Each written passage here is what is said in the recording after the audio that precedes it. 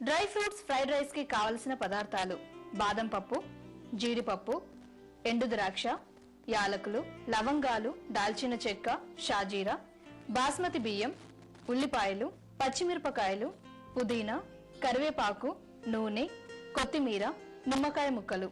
Dry fruits fried rice తయారు చేసుకునే విధానం: ముందుగా స్టవ్ మీద గిన్నె పెట్టుకుని ఇందులో 4 స్పూన్ల నూనె వేసి కాగాక షాజీరా, ఇలాచి, లవంగాలు, చెక్క, తరిగిన ఉల్లిపాయ ముక్కలు వేసి వేయించాలి.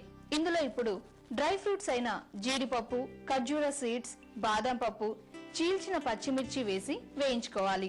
ఆ తర్వాత కరివేపాకు, పుదీనా, కొత్తిమీర వేసి బాగా ఫ్రై చేసుకోవాలి. చివరగా ఎండు ద్రాక్ష వేయాలి. ఇందులో ఇప్పుడు 2 కప్పుల బాస్మతి రైస్ తో వండిన అన్నం, సరిపడా ఉప్పు వేసి బాగా కలపాలి. ఇలా రెడీ అయిన డ్రై ఫ్రూట్స్ ఫ్రైడ్ రైస్ ని ఒక ప్లేట్ లోకి తీసుకుని కొత్తిమీర జల్లుకొని నిమ్మకాయ రసం పిండుకొని తింటే చాలా బాగుంటుంది.